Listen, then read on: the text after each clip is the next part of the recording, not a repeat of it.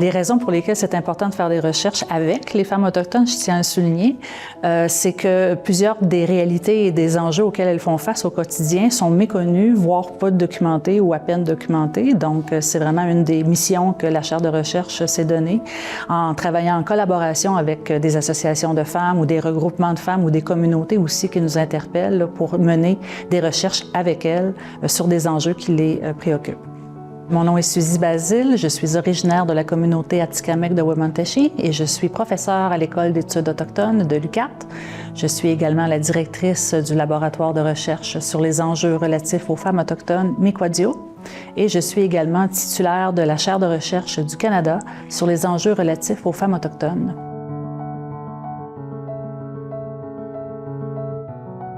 C'est lorsque je suis devenue professeure à l'UQAT en 2016. Nous étions au lendemain de la Commission Vérité et Réconciliation qui venait de déposer son rapport et là-dedans, évidemment, plusieurs éléments confirmaient qu'il y avait un manque flagrant là, de données, d'informations sur l'ensemble des peuples autochtones, mais plus spécifiquement sur les femmes autochtones. Par la suite, quand je suis devenue professeure, justement, je me suis évidemment intéressée plus précisément aux enjeux relatifs aux femmes autochtones, ayant eu dans le passé des expériences de travail en milieu Première Nation. Je voyais que les femmes étaient beaucoup moins présentes ou parlaient moins, en fait, surtout des enjeux environnementaux. Et c'est ces deux combinaisons, c'est cette combinaison-là, en fait, des deux, de ces faits-là qui m'a amenée à m'intéresser plus précisément à la parole des femmes, surtout en regard du territoire, mais aussi sur d'autres enjeux.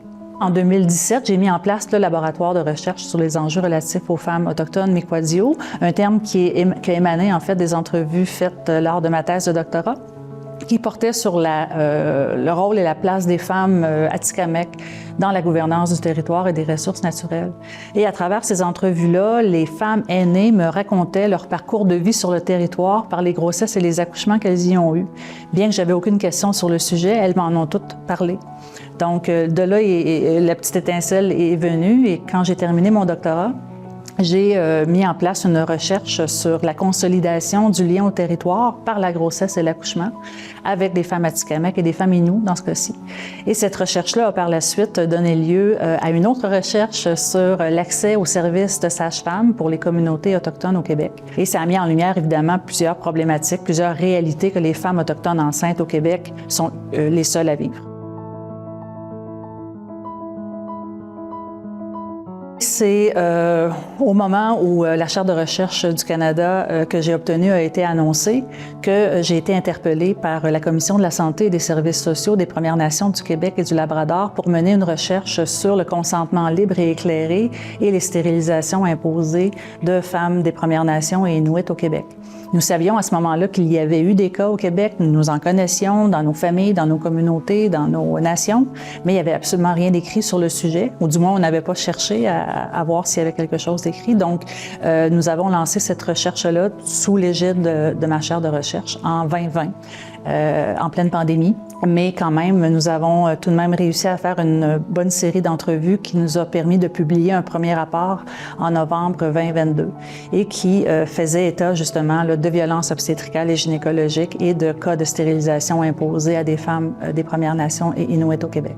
Suite à la publication du rapport sur les stérilisations imposées, plusieurs demandes nous ont été acheminées pour d'abord témoigner de ce que nous avions publié, mais aussi pour collaborer avec d'autres peuples autochtones à travers le monde qui font face à la même situation. Je pense aux femmes, aux 300 000 plutôt femmes autochtones au Pérou qui ont été stérilisées de force par l'État. Je pense également aux femmes du Groenland qui se sont vues installer un stérilet sans consentement dans les années 60-70. Elles sont au nombre de plus de 4 500. Il y a présentement une enquête publique sur le sujet auquel nous avons été conviés à témoigner.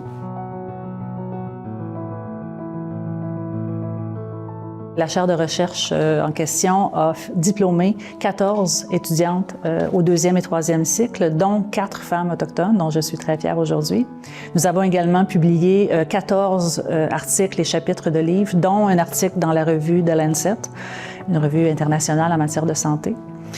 Nous avons également fait plus d'une centaine de communications publiques, dont 28 en contexte universitaire ou scientifique, et ce, dans différents pays du monde.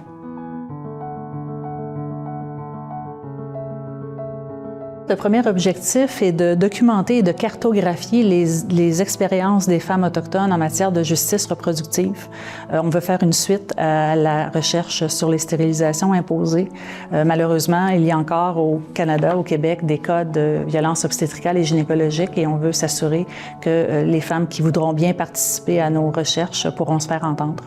Je vais aussi ajouter à ça les initiatives de guérison qui sont entreprises par les femmes concernant leur propre vécu.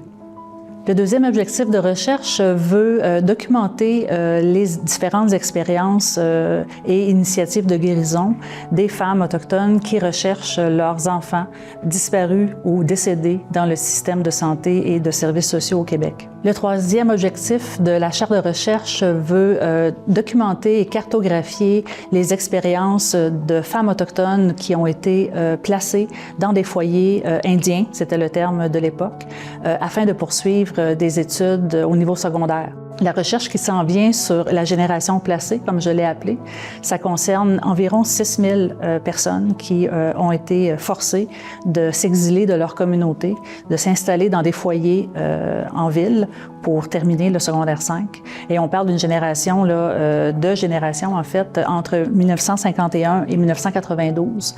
Et c'est également mon parcours de vie personnel. J'ai personnellement été pendant 3 années placée en famille pour terminer mon secondaire 5. Le quatrième objectif de la chaire veut étudier les retombées et les conséquences que les femmes autochtones ont pu vivre face à l'extractivisme. Et on veut également entendre leur voix sur le sujet et leur expérience en lien avec la santé globale, en fait. Un des souhaits qui émane de la programmation du renouvellement de la chaire de recherche du Canada, c'est bien sûr de participer activement aux efforts de décolonisation et de réconciliation dans lequel les femmes autochtones s'inscrivent évidemment puis doivent être les actrices premières. Je souhaite que les travaux de recherche que je mène puissent mettre sur papier des réalités encore méconnues, des enjeux aussi qui méritent d'être mieux compris. Et finalement, améliorer les conditions de vie de l'ensemble des peuples autochtones par le bien-être des femmes.